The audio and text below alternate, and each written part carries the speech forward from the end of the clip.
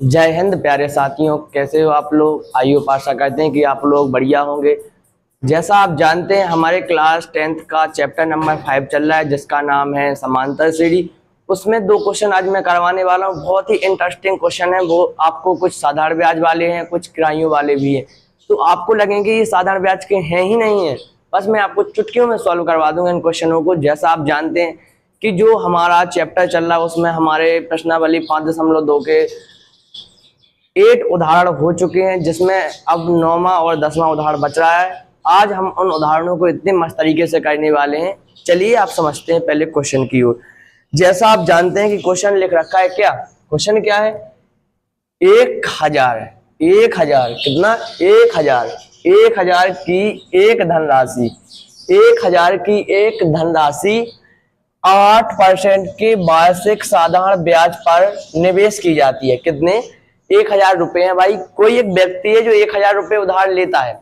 कोई एक व्यक्ति है जो 1000 रुपए उधार लेता है। कितने परसेंट की दर पर 8% की वार्षिक दर पर। एक साल में 1000 रुपए प्राइस कितने हैं, प्राइस है 1000 रुपए। वो रेट कितनी है आर 8% की दर पर। रेट इंग्लिश में दर को कहते हैं रेट। तो क्या है प्राइस कितनी है 1000 रुपए और अपने जो कितनी दर पर रेट कितनी 8% की वार्षिक दर पर निवेश की जाती है। कितनी दर पर 8% की दर पर। 8% की रेट पर जो राशि है वो क्या होती है निवेश की जाती है। क्या की जाती है निवेश यानी कि ली जाती है। तो प्रत्येक वर्ष क्या होता है, प्रत्येक वर्ष के अंत में प्रत्येक वर्ष के अंत में ब्याज परिकलित कीजिए। तो वो कह रहा है हर वर्ष के जैसे इस साल का जो मैंने 1000 रुपए उधार लिए, मैंने 1000 रुपए उधार लिए भाई लोग। तो मैंने कितने रुपए की दर पर लिए 8 रुपए की दर पर लिए। कितने वर्ष के लिए, तो हर एक वर्ष के अंत में ब्याज परिकलित किया जाता है। जैसे मैंने सन 2025 के लिए 1000 रुपए 8% की वार्षिक दर पर उधार लिए। तो जब मेरा जो सन 2025 का यानी कि जो दिन आखिरी होगा तो उस दिन हमारा ब्याज क्या होता है परिकलित यानी कि निकाला जाता है या परिकलित किया जाता है। तो क्या ये ब्याज एपी बनाता है। तो वो क्या हर वर्ष, जैसे प्रथम वर्ष का निकालो, फिर द्वितीय वर्ष का निकालो, फिर तृतीय वर्ष का निकालो, फिर चौथे वर्ष का निकालो, पांचवें वर्ष का निकालो। वो कह रहा है हर वर्ष निवेश किया जाता है। यानी क्या होता है, तो क्या एक ब्याज है जो एपी बनाता है। वो कह रहा है जो ब्याज है वो क्या होता है एपी बनाता है। यदि ऐसा है तो इस तथ्य का उपयोग करते हुए 30 वर्षों के अंत में 30 वर्षों के कब के कितने ईयर्स दे रखे हैं टाइम टी। तो 30 वर्ष 30 ईयर्स, टाइम कितना है 30 ईयर्स 30 ईयर्स। तो कह रहा है 30 ईयर्स के अंत में ब्याज परिकलित कीजिए। तो 30 वर्षों का ब्याज क्या होगा। आप लोग जैसे 1 साल का निकाल सकते, 2 साल का निकाल सकते, 3 साल का निकाल सकते, 4 साल का निकाल सकते। तो क्या एक एपी बनाता है। तो हमें एक एक वर्ष करके निकालना है। क्या करना है, प्रथम वर्ष का, फिर द्वितीय वर्ष का, फिर तृतीय वर्ष का, फिर चौथे वर्ष का।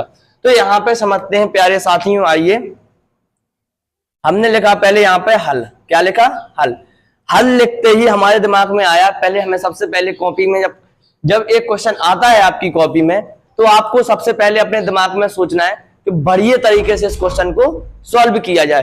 तो पहले हम लिखते हैं हल लिखने के बाद क्या लिखा हमने हल लिखा। तो फिर यहां से हमें क्या करना है, दे रखा है तो यहां से पहले हमें निकालना है साधारण ब्याज। क्या निकालना है साधारण ब्याज। साधारण ब्याज का फॉर्मूला सब लोगों को आता ही होगा। आयुब मैं ऐसी आशा करता हूं आप लोगों से, क्योंकि ये कक्षा 7 या 8 में पढ़ा दिया जाता है साधारण ब्याज का फॉर्मूला। क्या होता है साधारण ब्याज। साधारण ब्याज को इंग्लिश में कहते हैं एसआई। क्या कहते हैं एसआई सिंपल इंटरेस्ट। तो क्या होता है P into R into T upon 100। ये होता है हमारे साधारण ब्याज का सूत्र। क्या प्राइस रेट टाइम अपॉन 100। ये हमारे क्या होता है सिंपल इंटरेस्ट का फॉर्मूला होता है। ये हमारा क्या होता है सिंपल इंटरेस्ट का फॉर्मूला होता है। तो हम क्या करेंगे फर्स्ट ईयर का निकाल रहे। किसका फर्स्ट ईयर टाइम हम निकाल रहे फर्स्ट ईयर का। जब फर्स्ट ईयर का निकालते हैं तो ऐसा ही बराबर निकालेंगे हम, क्या ऐसा ही बराबर, तो यहाँ पर रखते हैं भाई लोग क्योंकि जगह कम पड़ सकती है, इसीलिए अच्छे तरीके से काम किया जाए। तो क्या करेंगे, ऐसा ही बराबर क्या करेंगे, पी प्राइस, प्राइस कितना दे रखा है अपन को, पी मूलधन, इंग्लिश में कहते हैं प्रिंसिपल, पी को प्रिंसिपल, यानी प्रिंसिपल कितना दे रखा है अपन को 1000, रेट कितनी है अपने पास 8%, दर हो गई 8%, टाइम फर्स्ट ईयर के निकाल ले वर्ष 1, फर्स्ट के लिए निकाल ले 1, ठीक है भाई लोग। यहां से जब परसेंटेज का चिन्ह हटेगा नीचे 100 अड़ेगा, ठीक है। तो दो बिंदु कैंसल, ऐसा ही बराबर क्या आएगा अपने पास, सिंपल इंटरेस्ट 10 गुणे 8 गुणे 1, तो फर्स्ट ईयर का जो ऐसा ही होगा वो कितना निकल के आएगा 10 से 80। तो जो फर्स्ट ईयर का जो ऐसा ही होगा भाई लोग, तो फर्स्ट ईयर का साधारण ब्याज होगा वो क्या निकल के आएगा 80। क्या रखा हमने फॉर्मूला, साधारण ब्याज बराबर मूलधन गुणे दर गुणे समय बटे 100, मूलधन गुणे दर गुणे समय बटे 100। तो फर्स्ट ईयर का ऐसा ही निकल के क्या आता है, फर्स्ट ईयर का जो साधारण ब्याज होता है वो क्या निकल के आता है 80 निकल के आता है भाई लोग। अब निकालेंगे हम किसका, सेकेंड ईयर का, किसका निकालेंगे, सेकेंड ईयर का, किसका,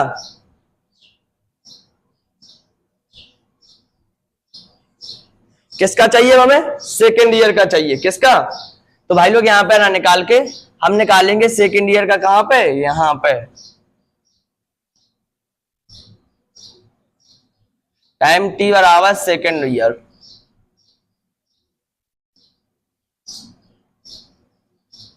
ठीक है भाई लोग। अब निकालने वाले हम किसका, द्वितीय वर्ष का या सेकेंड ईयर का। कैसे निकालेंगे, पहले फॉर्मूला को रखो भाई लोग, ऐसा ही बराबर रखा हमने, ऐसा ही बराबर क्या करेंगे, P into R into T upon 100, P into R into T upon 100, ऐसा ही बराबर होता है 1000 रखेंगे, फिर हम 8% रखेंगे, फिर टी का मान 30, फिर 2 ईयर रखेंगे, 2 ईयर अपॉन 100, यानी कि हम परसेंटेज को हटाएंगे वहां से, नीचे हम परसेंटेज यानी कि 100 लगाएंगे, ठीक है भाई लोग। आप लोगों को समझ में आ रही है।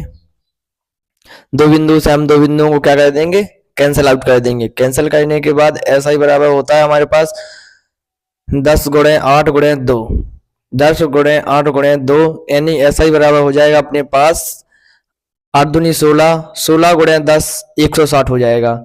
जो हमारे सेकंड ईयर का जो ब्याज होगा, जो अपने पास ऐसा ही होगा, वो हमारे पास कितना होगा 160 होगा। अब निकालेंगे इसी प्रकार हम थर्ड ईयर का, किसका, थर्ड ईयर का। हम थर्ड ईयर का निकालते जब ऐसा ही, तो कैसे निकालेंगे इसके बारे में आप समझते हैं। तो चलिए यहाँ पे हम फिर से वही सूत्र रखेंगे, ऐसा ही बराबर सिंपल इंटरेस्ट बराबर P into R into T upon 100, ठीक है भाई लोग। आपको इतनी बात समझ में आ गई होगी। ऐसा ही बराबर होता है अपने पास क्या, P का मान कितने दे रखा है आपको, वो रखेंगे 1000, ठीक है भाई लोग। P का मान कितना दे रखा है 1000, 1000 से हमारा R का मान 8% और T भी आपको पता है कि कितनी ईयर का निकालना है, थर्ड ईयर का निकालना है। तो हम यहाँ पे रखेंगे कितने भाई लोग 100 रखेंगे। दो बिंदु से दो बिंदु कैंसिल आउट हो जाएंगे, 10 गुणे 8 गुणे 3 हो जाएगा, 10 गुणे 8 गुणे 3 हो जाएगा। इन दोनों को गुणा करके कितना आ जाएगा 240 आ जाएगा। पहले साथियों आप लोग इस चीज को समझ गए होंगे। जो होगा अपने पास थर्ड ईयर का ऐसा ही, फर्स्ट ईयर का, सेकंड ईयर का और थर्ड ईयर का ऐसा ही निकल के आ जाता है। आप लोग जानते हैं कि हमारे जो तीनों ऐसा ही है, वो एक देखना भाई लोग, जो प्रथम वर्ष का ब्याज है, जो द्वितीय वर्ष का ब्याज है तथा तृतीय वर्ष का जो ब्याज है, वो एक प्रकार की आपको देखना, वो एक समांतर श्रेणी बनते हुए दिखाई देगा। तो यहाँ पे हम समांतर श्रेणी बनाएंगे तो आप देखना भाई लोग, ठीक है। 1 मिनट आप देखिए, मैं जब समांतर श्रेणी बनाऊंगा तो देखना। तो यहाँ पे क्या करते हैं, एपी बनाएंगे हम। क्या बनाएंगे, एपी। तो एपी किस प्रकार बनेगी, तो यहाँ पे बनने वाली है एपी। प्रथम वर्ष का ब्याज रखेंगे, द्वितीय वर्ष का रखेंगे और तृतीय वर्ष का रखेंगे। तो एपी बराबर 80 भाई लोग। यहाँ पे ना करके मैंने ऊपर किया है, क्योंकि यहाँ पे आएगा नहीं, इतनी जगह नहीं है हमारे पास में, इसलिए हमने इसको क्या किया, ऊपर किया। आप लोग देखना, इसे बहुत ही ज्यादा इंटरेस्टिंग तरीके से समझना, क्योंकि ये वीडियो बहुत ही ज्यादा इंपॉर्टेंट होने वाला है। क्वेश्चन कहीं भी पूछ सकता है आपको। देखो हमने रखा क्या, प्रथम वर्ष का ब्याज क्या निकला था अपने पास 80, द्वितीय वर्ष का ब्याज निकला 160, तृतीय वर्ष का ब्याज निकला क्या 240, डॉट डॉट डॉट हमें कितना निकालना है, अंत के 30 वर्षों का ब्याज परिकलित करना है, अंत के 30 वर्षों का ब्याज क्या करना है, परिकलित करना है। तो 80, 160 और 240 ये हमारे पास क्या है, फर्स्ट ईयर के, सेकेंड ईयर के, थर्ड ईयर के ब्याज हैं। यहां से हम जानते हैं, यहां से हम जानते हैं कि ये हमारे क्या होते हैं, एपी में है। इस चेक करने के लिए हमें क्या करना होगा, हमें इसको चेक करने के लिए क्या करना होगा, ये एपी में है या नहीं है, इसको चेक करने के लिए हमें क्या करना होगा, हमें करना होगा क्या, हमें इसको चेक करना है। तो क्या करेंगे, हम इसका सर्वांतर निकालेंगे, प्रथम पद द्वितीय पद माइनस प्रथम। सर्वांतर क्या होता है, प्रथम द्वितीय पद माइनस प्रथम पद। जब D1 का मान निकालते द्वितीय पद माइनस प्रथम पद, जब यानी जब D2 निकालते तो क्या होता है, तृतीय पद माइनस द्वितीय पद। चेक करेंगे दोनों को, यदि बराबर हो जाएंगे तो एक समांतर श्रेणी में है। तो हम चेक करते हैं, यहाँ पर देखना भाई लोग, D1 बराबर रखेंगे अभी A2 माइनस A1। तो यहाँ पर D बराबर रखा हमने A2 माइनस A1, यानी कि क्या रखेंगे, D1 बराबर हो जाएगा हमारे पास क्या, D बराबर हो जाएगा 160 माइनस 80। क्या होता है, 160 माइनस 80 हो जाएगा, 160 माइनस 80 रख देंगे। यहां से जो D का मान होगा वो क्या होगा, D1 का जो मान होगा वो क्या होगा, 180 डिग्री, यानी 80 डिग्री हो जाएगा। कितना, 80 हो जाएगा, कितना 80, 80 हो जाएगा। D1 का मान जो है 80 हो जाएगा। D2 बराबर A3 माइनस A2। तो क्या करेंगे अपन, D2 बराबर A3 माइनस A2 हो जाएगा। तो हम रखेंगे 240 माइनस 160।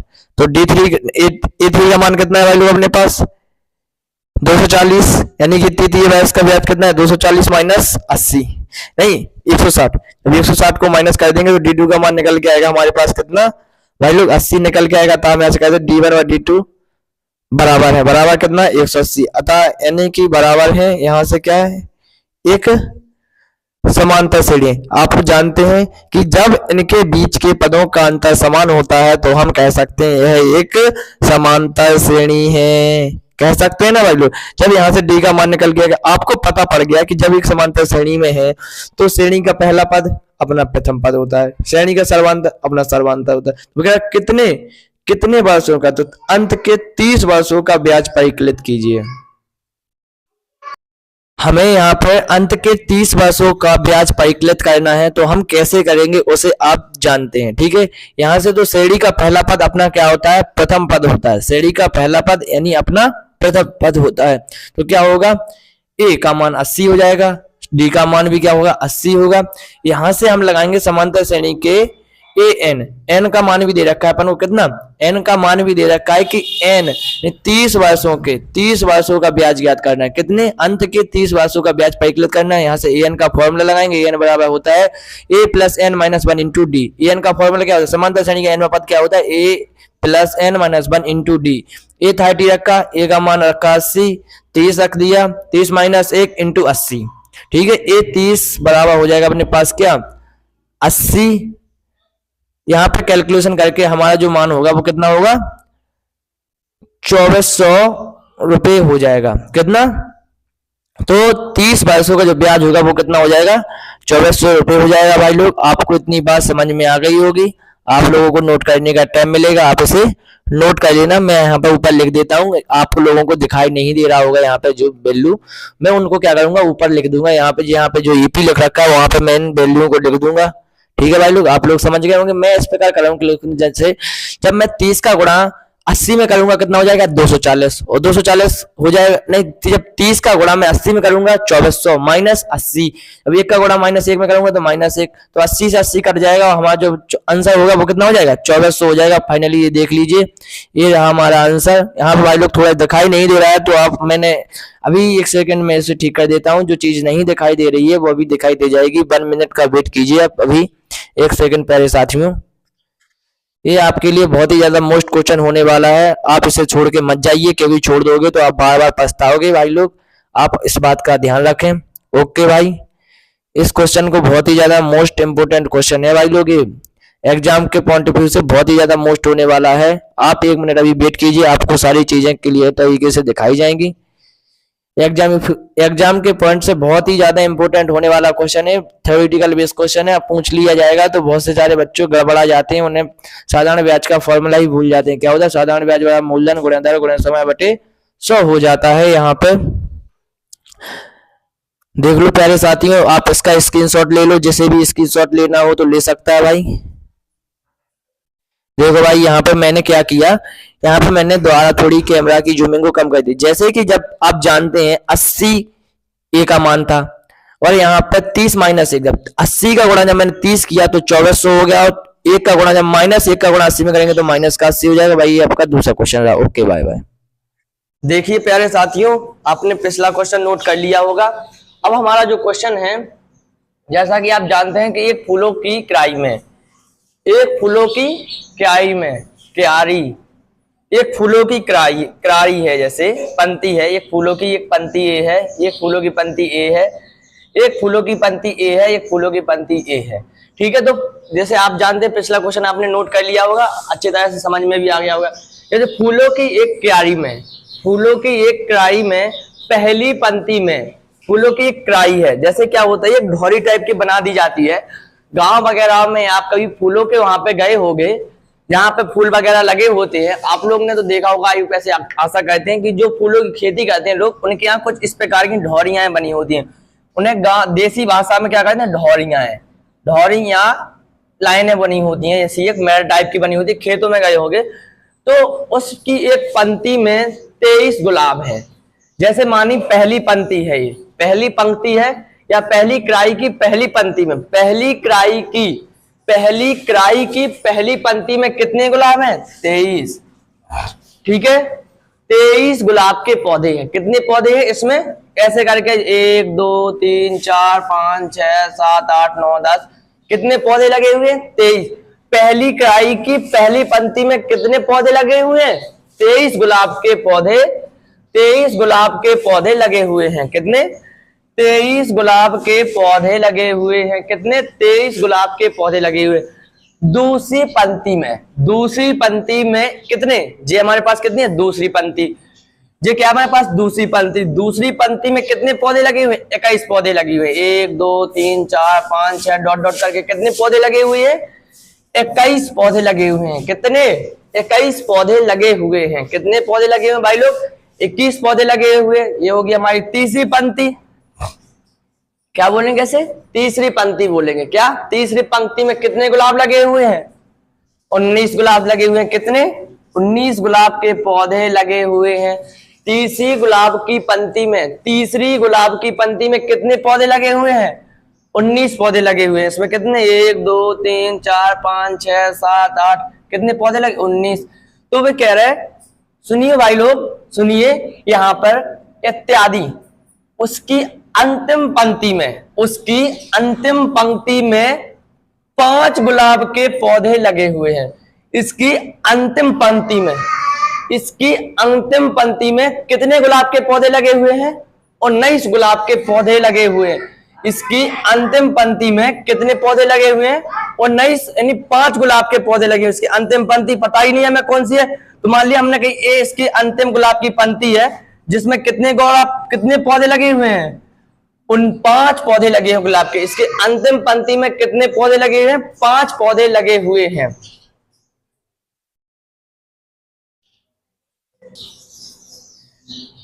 भाई लोग इसकी अंतिम पंक्ति में कितने पौधे लगे हुए हैं? इसकी अंतिम पंक्ति में कितने पौधे लगे हुए? इसकी अंतिम पंक्ति में 5 पौधे लगे हुए हैं। कितने? 5 गुलाब के पौधे लगे हुए हैं। इसकी माना कि प्रथम पंक्ति A1, ठीक है, द्वितीय पंक्ति A2, तृतीय पंक्ति A3, डॉट डॉट डॉट करके कितनी पंक्ति में? इसकी अंतिम पंक्ति मान ली मैंने AN है। इसकी अंतिम पंक्ति कौन सी है? AN है। तो इसकी अंतिम पंक्ति में कितने पौधे लगे हुए हैं? 5 गुलाब के पौधे लगे हुए हैं, 5। तो माना कि इसकी प्रथम पंक्ति में कितने पौधे? 23, द्वितीय पंक्ति में 21, तृतीय पंक्ति में 19, डॉट डॉट करके इसके अंतिम पंक्ति में कितने पौधे लगे हुए हैं? 5 गुलाब के पौधे लगे हुए हैं। आपको ये बात समझ में आ गई होगी प्यारे साथियों। तो यहां से कोई अपन को एक समांतर छड़ी वाला पैटर्न बनता हुआ नहीं दिखाई दे रहा है? देखना, यहां से देखिए प्यारे साथियों, सबसे पहले लिखेंगे हम क्या? आपको समझाने के लिए मैंने ये चीज करके बताइए कि समझ में आ जाए, ठीक है।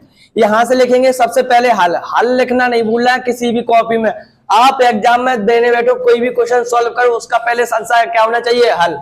हल लिखोगे वहां से उसको पता पड़ता है एग्जामिनर को क्वेश्चन यहाँ से आपने सॉल्व किया है।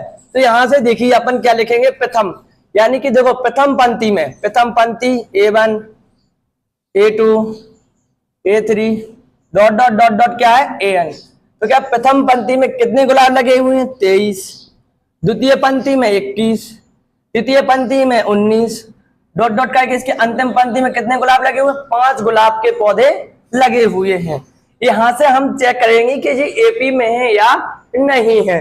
तो हमें एपी में चेक करने के लिए हमें क्या करना होता है, इनका सर्वांतर निकालना होता है। क्या निकालना होता है, सर्वांतर निकालना होता है। कैसे निकालेंगे हम इसका सर्वांतर, डी रख के D1 निकालेंगे तो क्या करेंगे, द्वितीय पद माइनस प्रथम पद, द्वितीय पद माइनस, इसको इसमें से घटा देते हैं, इसको इसमें से घटा देते हैं, द्वितीय पद माइनस प्रथम पद। तो D1 का जो मान निकलेगा वो क्या होगा, D1 का जो मान निकलेगा -2 होगा, क्योंकि भाई द्वितीय पद माइनस प्रथम पद। यहीं पे मैं D2 निकाल के बताता हूं आपको। D2 क्या होगा, 19 माइनस 21, पीछे का पद माइनस आगे का पद, तो क्या होगा D2 का मान क्या होगा, -2। क्या होगा, -2। यहां से हम कह सकते हैं D1 व D2 बराबर है क्या है, -2। तो यहां से एक चीज तो पता पड़ेगी कि जो पौधे हैं, जो क्राई है, क्राई में जो पौधे लगे हुए वो किस में लगे हुए, एक एपी में लगे हुए। जो श्रेणी अपने पास क्या है, RNAP, जो किस में है, एपी में है। जो पौधे लगे हुए जो किस में लगे हुए, एक समांतर श्रेणी में लगे हुए। तो हमें इसका अंतिम पद तो क्या है, इसमें क्यारियों में कुल कितनी संख्या है, इसमें क्यारियों की कुल कितनी पंक्तियां हैं, कितनी क्यारी लगी हुई हैं, जिसमें अंतिम पंक्ति के अंतिम क्यारी में कितने पौधे लगे हुए, 5। तो वो पूछ रहा है क्यारियों की संख्या कितनी है, पंक्ति है जो प्रथम पंक्ति, द्वितीय पंक्ति, तृतीय पंक्ति। तो यहाँ पे देखो प्रथम पंक्ति में 23, द्वितीय पंक्ति में 21 और तृतीय पंक्ति में 19 पौधे हैं भाई लोग। तृतीय पंक्ति में 19 पौधे, डॉट डॉट डॉट वो कह रहा इसकी आखिरी पंक्ति में कितने पौधे हैं, 5। तो इतनी कितनी पंक्तियां हैं इसमें, तो हमें इसमें क्या करनी है, पंक्तियों की संख्या को ज्ञात करना है, क्यारियों की पंक्तियों की संख्या ज्ञात करना है, कितनी पंक्तियां लगी हुई हैं जिसमें कि हमारे गुलाब के पौधे लगाए गए हैं। हमारी अंतिम पंक्ति में कितनी पौधे हैं, 5 पौधे हैं। तो यहां से हमारा AN का मान क्या होगा प्यारे साथियों, AN का मान होगा हमारे पास 5। यहां से हमारा प्रथम पद क्या होगा, 23, और आप लोगों ने D का मान तो निकाल ही लिया, -2। तो यहां पे हम आके सॉल्व करेंगे भाई। तो यहां से हम लगाएंगे AN वाला फॉर्मूला। क्या लगाएंगे, यहां से AN वाला फॉर्मूला लगाएंगे। समांतर श्रेणी के n पदों, nवा पद क्या होता है, AN बराबर होता है हमारे पास क्या, A + n-1 × D, AN + -1 × D होता है प्यारे साथियों। तो प्यारे भाइयों, यहां से आपको पता है अंतिम पंक्ति में कितने पौधे लगाए गए हैं, अंतिम पंक्ति में कितने पौधे लगाए, अंतिम पंक्ति में 5 पौधे लगाए गए हैं। तो हम यहाँ पे रखेंगे 5। तो हमारे अंतिम पंक्ति में कितने पौधे हैं, 5। तो यहाँ पे रखेंगे हम 5। हमें क्या ज्ञात करना है, पंक्तियों की संख्या को ज्ञात करना है, कुल कितनी पंक्तियां लगाई गई हैं प्यारे साथियों। तो यहाँ से हमारा एक निकल के आता है AN का मान है हमारे पास 5 प्यारे साथियों। यहाँ से प्रथम पंक्ति में कितने पौधे हैं भाई लोग, 23 गुलाब के पौधे लगाए गए हैं। तो हम यहाँ पे रखेंगे 23 प्लस n का मान तो हमें ज्ञात ही करना है कि कितनी पंक्तियां हैं जिनमें कितने जो पौधे लगाए गए हैं, ये बताना है हमें। D का मान तो अपने पास सबको पता ही है, -2 निकल के आया है। इनका जो सर्वांत है वो निकल के कितना है, -2 निकल के आया है। तो 5 बराबर क्या होगा, 23, अंदर 2 का मल्टीप्लाई करेंगे। जब 2 का मल्टीप्लाई n से करेंगे तो -2 होगा प्यारे साथियों, -1 है, और यहाँ पर -2 का मल्टीप्लाई कर देंगे। एक बार हमने 2 का मल्टीप्लाई n से किया, एक बार 1 से किया, ठीक है भाई लोग। इस प्रकार हमने इसका मल्टीप्लाई किया, यहाँ से आएगा हमारे पास 5, 23 प्लस माइनस क्या होगा, प्लस माइनस क्या होगा, माइनस का 2n प्यारे साथियों, माइनस क्या होगा, प्लस होगा, प्लस के 2 होंगे प्यारे साथियों। यहाँ से 5, 23 तो कितने हो जाएंगे हमारे पास, 25। क्या हो जाएंगे, 25 - 2n। तो यहां से आप सोचिए, यहां से आप देखिए कि हम क्या करेंगे। यहाँ पे देखिए आप लोग, यहाँ पे देख लीजिए, छोटी सी चीज बची है अब तो। यहाँ पे देखिए आप लोग, यहाँ से 5n हम यहाँ से करेंगे क्या, यहाँ पे लिख लेते हैं 5 बराबर, यहाँ पे जल्दी क्लियर हो जाएगा आपको, 25 - 2n। यदि हम 2n को इस साइड भेज देंगे, 2n का पक्षांतर इस साइड करेंगे तो क्या हो जाएगा 5 प्लस 2n बराबर 25, और 5 का हम उस साइड पक्षांतर कर देंगे तो 2n बराबर 25 माइनस 5, तो n बराबर क्या हो जाएगा 25 में से 5 जाएगा 20, 2 से काटेंगे 10, n बराबर 10 हो जाएगा। प्यारे साथियों हमारे पास कुल पंक्तियों की संख्या कितनी होगी, कुल पंक्तियों की संख्या होगी हमारे पास 10, कुल पंक्तियों की संख्या कितनी होगी भाई लोग 10 होगी। ये हमारा क्वेश्चन कंप्लीट होता है। आप लोग इस कंप्लीट सॉल्यूशन को समझ लीजिए, क्योंकि आपको ये क्वेश्चन कहीं भी ऐसा नहीं करवाया जाएगा, आपकी मेरी गारंटी है। आपको एक एक चीज, आई होप आशा करते हैं कि आप एक एक चीज को समझ गए होंगे। कैसा लगा मेरा इंटरेस्टिंग ये दोनों क्वेश्चनों का तरीका, आप लोग मुझे कमेंट में बताइए। जब आप कमेंट में बताते हैं तो मुझे कोई अच्छी बात पता चलती है कि मैं अच्छा पढ़ा रहा हूँ या नहीं पढ़ा रहा हूँ। आप लोग मुझे कमेंट में बता के जाइए प्यारे साथियों, क्योंकि आज के मैंने दोनों क्वेश्चन बहुत ही अच्छे करवाए हैं, एग्जाम में आ सकते हैं ऐसी इनकी संभावना है। बहुत ईयर से इनको नहीं पूछा गया है, क्या पता कोई सेट में क्वेश्चन आपके लिए आ जाए यूपी बोर्ड में या एमपी बोर्ड में, तो आप लोग इसको सॉल्व कर लीजिए। ऑल इन वन एनसीईआरटी का कोई भी क्वेश्चन होगा, आपको हर एक क्वेश्चन आपको मैं प्रोवाइड करवाऊंगा। ऐसी आपसे मैं कामना करता हूं कि आप लोग मुझे कमेंट में बता के जाए कि मैंने आपको जो क्वेश्चन करवाए वो आपको समझ में आए हैं या नहीं आए हैं। ऐसा मुझे आप जरूर बता के जाए, कुछ ना कुछ रिएक्शन दे के जाया करो वीडियो पर, क्योंकि इससे हमें एक मोटिवेशन मिलता है कि हमारे वीडियो पर कमेंट आ रहा है तो कुछ अच्छा ही होगा। तो जब तो आया इस चीज के लिए तो मैं अपने आप को प्रूव कर सकूं, ऐसा आप मुझे बता के जाइए प्यारे साथियों। Okay bye bye. आप लोग इसे एक बार नोट कर लीजिए, उसके बाद मैं आपको स्क्रीनशॉट या फिर जो करना है आप ले लीजिए। बहुत ही अच्छे तरीके से मैंने दोनों क्वेश्चन को सॉल्व करवा दिया है। अब हम चलेंगे 5.2 प्रश्नावली के क्वेश्चनों पर। ओके साथियों बाय बाय।